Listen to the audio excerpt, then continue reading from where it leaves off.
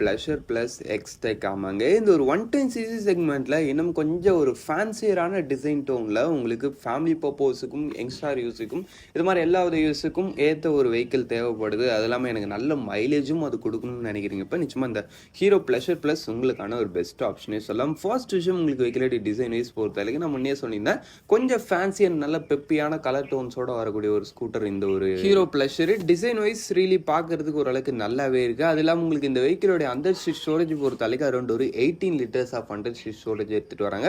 Under seat storage பற்றி பேசும்போது தான் எனக்கு இன்னொரு விஷயம் ஞாபகம் வருது. இதில் வந்து இன்டர்னல் ஃபியூல் ஃபில்லிங் கேப் கொடுப்பாங்க.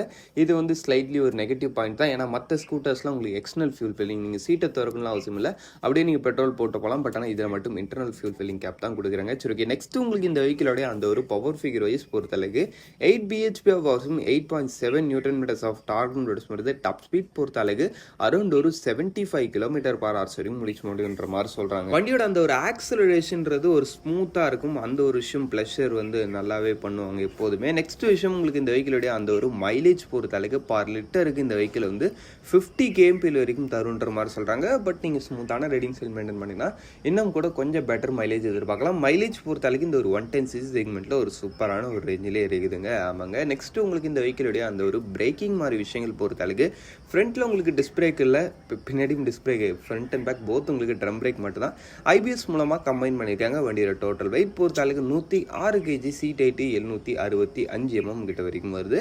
ஆக மொத்தத்தில் வண்டியோட ஆன்ரோட் ப்ரைஸிங் பொறுத்தளவுக்கு பேசிக் மாடல் உங்களுக்கு 95,000 ஸ்டார்டிங் ஆகி டாப் மாடல் நீங்கள் 1 lakh உள்ளே முடிச்சிடலாம்.